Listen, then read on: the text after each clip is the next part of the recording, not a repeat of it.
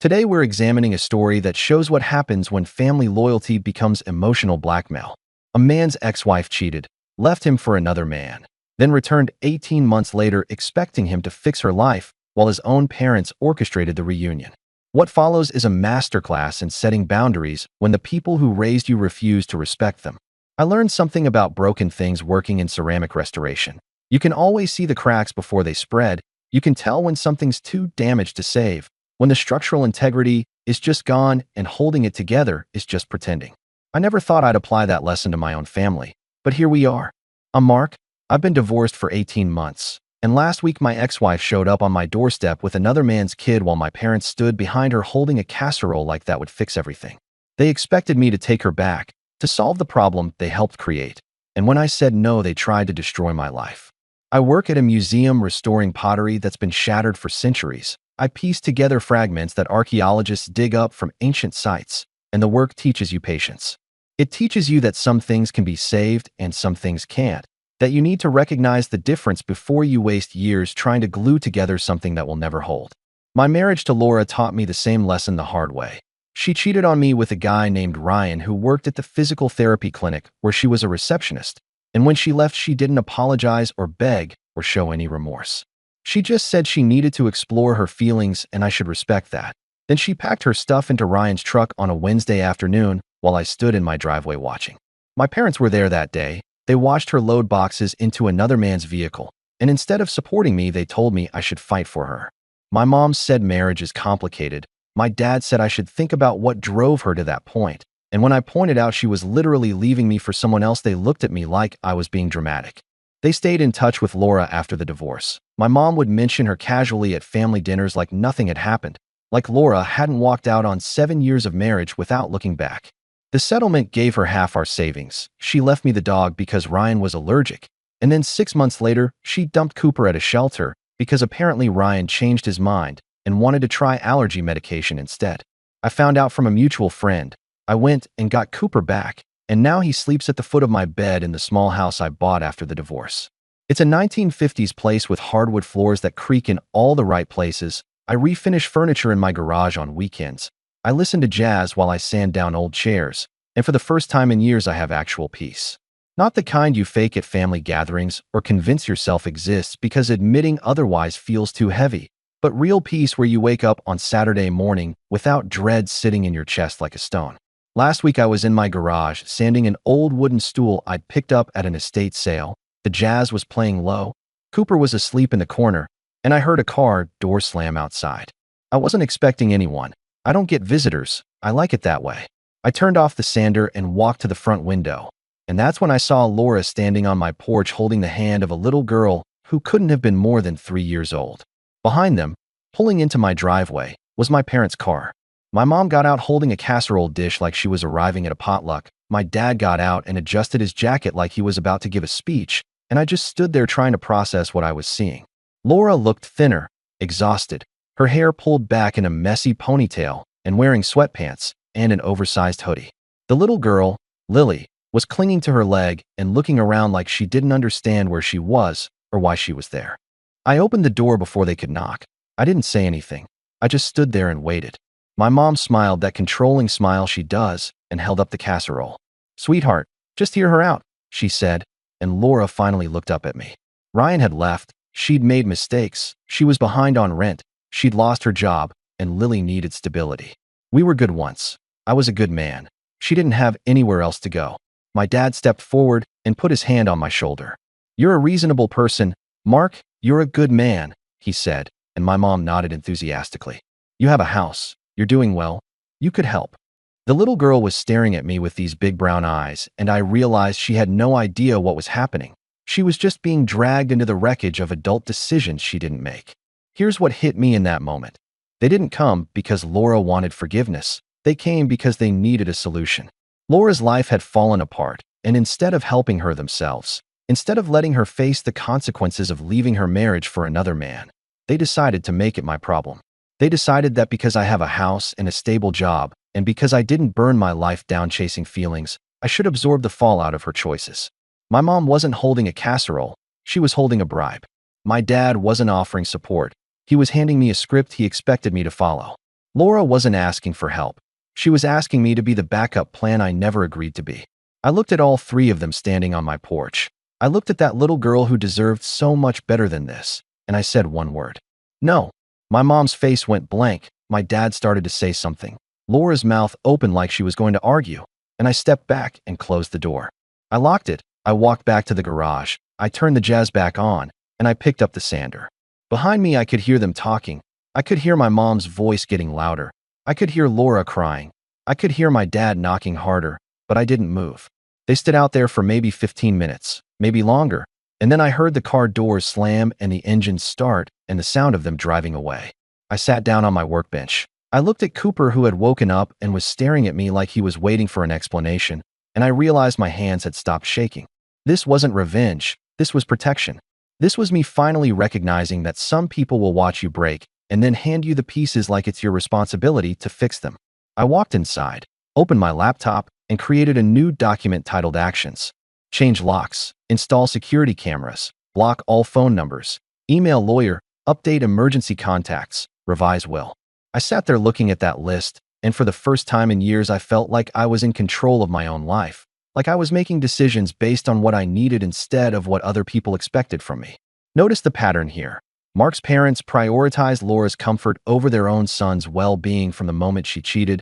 They stayed in contact with her throughout the divorce, and now they're literally bringing her to his doorstep, expecting him to fix her problems.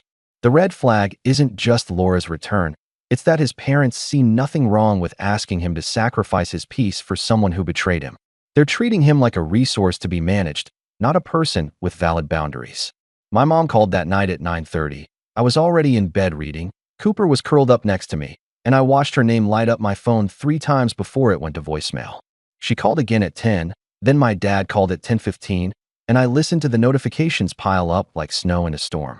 The next morning, I had 6 voicemails and 14 text messages. My mom's messages, all the same disappointed tone, saying we needed to talk like adults, saying I was being unreasonable and cruel.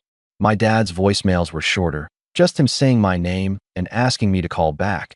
But there was an edge in his voice I'd never heard before, something sharp and angry underneath the surface. I screenshotted every message. I saved every voicemail, and I put them all in a folder on my laptop labeled documentation. Then I blocked both their numbers. I blocked Laura's number, and I went to work like it was just another day. By Thursday, the calls started coming from numbers I didn't recognize. My Aunt Jennifer left a message saying I was being cruel, that a little girl needed help, and I was turning my back on family.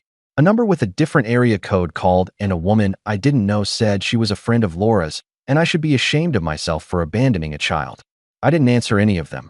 I just kept screenshotting, kept saving, kept documenting every single attempt at contact. At work, my boss Frank pulled me aside during lunch and asked if everything was okay at home. He said I seemed distracted. I told him everything was fine, told him I was just dealing with some family boundary issues and that it was handled. He nodded and didn't push. Frank's good like that. He doesn't pry into personal business. Friday morning at 6:35, I was making coffee in my kitchen when I heard a car pull into my driveway. I looked out the window and saw my parents' car. I watched my dad get out and walk up to my porch with this determined stride. Watched him try the door handle like he genuinely thought it might be unlocked. My mom got out and stood behind him holding her phone like she was about to call me, and I just stood there drinking my coffee watching them through the window. My dad knocked, loud, the kind of knock that says open this door right now, and I didn't move. He knocked again, called my name with that edge in his voice even sharper now. My mom walked up and pressed her face against the window trying to see inside, and I stayed perfectly still in the kitchen where they couldn't see me. They stood there for 15 minutes trying different approaches, calling, knocking, checking the side gate, and then they finally gave up and left. I waited until their car disappeared down the street. Then I called a locksmith and scheduled him for that afternoon. I ordered security cameras online, the kind with cloud storage and motion alerts that would record everything, and I paid extra for next-day delivery. Monday morning, I had a meeting scheduled with my lawyer at 9, the same guy who handled my divorce. His name is Mitchell, and he's the kind of person who doesn't smile much, but gets things done efficiently and thoroughly. I brought my laptop. I showed him the documentation folder with everything organized by date and type, and he actually whistled when he saw how meticulously I'd kept records. "You don't mess around," he said, and I told him I'd learned from the divorce to document everything, to never assume people will be reasonable or honest. He went through the voicemails, the text messages, the screenshots from unknown numbers, and he leaned back in his chair with this look of professional satisfaction. This is textbook harassment. We can absolutely work with this. I paid him an $800 retainer and left his office feeling like I'd just put on armor, like I finally had someone in my corner who understood what I was dealing with. The security cameras arrived Tuesday, and I installed them myself that evening. Small units mounted under the eaves that weren't obvious unless you were specifically looking for them. Wednesday afternoon, they caught my parents coming back. I was at the hardware store buying sandpaper when my phone buzzed with a motion alert. I opened the app and watched in real time as they walked up to my porch, knocked, waited, looked around confused about why I wasn't answering, then finally left. They had no idea they were being recorded, and I saved every second of that footage to my laptop, added it to the documentation folder with a timestamp and notes about the date. Thursday morning, I got a call from Frank at work. He sounded uncomfortable and apologetic. "Laura came to the lobby asking for you," he said, and I could hear the unspoken question in his voice, the what's going on here that he was too polite to ask directly. I told him if she came back to call the police. I told him I had a lawyer involved, and this was officially a harassment situation. He was quiet for a second, then said, "Understood." And that was it. No judgment, no questions. I called Helen in HR after lunch, explained the situation without going into unnecessary details, and she added Laura to a restricted visitors list. She said if Laura showed up again, security would escort her out immediately. She said this kind of thing happens more than people think, and I felt grateful she didn't make me explain the whole messy history. Friday, I found a card wedged in my front door. My security footage showed my mom's car pulling up at 7 that morning, showed her getting out alone, looking around nervously, then tucking something into the doorframe before driving away quickly. I didn't open it. I didn't even touch it with my bare hands. I used a kitchen towel to carefully peel it off the door and drove it straight to Mitchell's office. He opened it wearing latex gloves like he was handling evidence in a criminal case. Inside was a handwritten letter from my mom talking about legacy and forgiveness and how my grandfather would be ashamed of the man I'd become. "This is manipulative as hell," Mitchell said, shaking his head. "None of this is about his health or family values. It's all about getting you to respond, getting you to break." He added it to our file and told me we were building something solid, something that would hold up in court if we needed it to. The following Tuesday afternoon, I was leaving the museum when I saw a woman standing by my car in the parking lot. She was older, maybe mid-50s, and she smiled this warm, friendly smile when she saw me approaching. She introduced herself as Diane, Laura's mom, and said she wanted to talk parent to parent about what was best for everyone. "I'm not a parent," I said clearly, and I unlocked my car and got in without looking at her. She leaned down toward my window and started saying something about understanding and compassion and how we all make mistakes, and I started the engine and looked directly at her. "Don't contact me again," I said. Then I drove away and called Mitchell from the car. He said we were building a strong case for restraining orders if we needed to escalate. He said every incident like this just strengthened our position. That night, my friend Claire texted me. She's Laura's cousin, but we stayed friendly after the divorce because she's always been straightforward and honest with me. "They're planning an intervention. They're going to try to ambush you somewhere. Just warning you," she wrote. I thanked her, told her I appreciated the heads up, and I realized something sitting there reading her message in my quiet house with Cooper sleeping on the couch. They weren't done. They were just getting started, and they genuinely believed if they just pushed hard enough, I would eventually break and give them what they wanted. This is where documentation becomes crucial and why Mark's methodical approach matters so much. Every voicemail, every unannounced visit, every attempt to involve his workplace, it's all building a legal paper trail that will protect him later. The escalation from family pressure to workplace interference to parking lot confrontations shows they're not respecting boundaries. They're actively trying to force compliance through any means necessary. When someone won't accept no as an answer, you need evidence. The intervention was supposed to happen that Saturday at my parents' house. Claire gave me the details Friday night. They'd invited extended family and told everyone I was going through something serious and needed support. They'd even arranged for Laura and Lily to be there, probably assuming someone in the family would convince me to show up if they all ganged up together. I didn't go. I stayed home, spent the morning refinishing the stool in my garage, and around noon, Claire sent me updates from inside the house. "Everyone's here. They're waiting. Your mom keeps checking her phone and looking at the door," she texted. Then 20 minutes later, Laura's crying. "Your dad looks angry. They're telling everyone you've changed and become cold." I read the messages, turned off my phone, and went back to sanding. The contrast wasn't lost on me. Them sitting in a living room staging an emotional ambush while I stood in my garage doing exactly what I wanted to do with my Saturday. Sunday morning, I found an envelope taped to my front door. The camera footage showed my mom's car pulling up at 7 in the morning, showed her getting out alone looking around nervously, taping something to the door with shaking hands, then driving away quickly. I didn't touch it with my bare hands. I used a kitchen towel to carefully peel it off and drove it straight to Mitchell's office without even opening it. He opened it wearing gloves like always. Inside was a long letter from my mom talking about legacy and forgiveness and family history and how my grandfather would be ashamed of the man I'd become, how I was destroying the family over pride. "This is manipulative as hell," he said, adding it to our growing file. "This whole guilt tripping about your grandfather. It's textbook emotional manipulation. We're filing for restraining orders this week."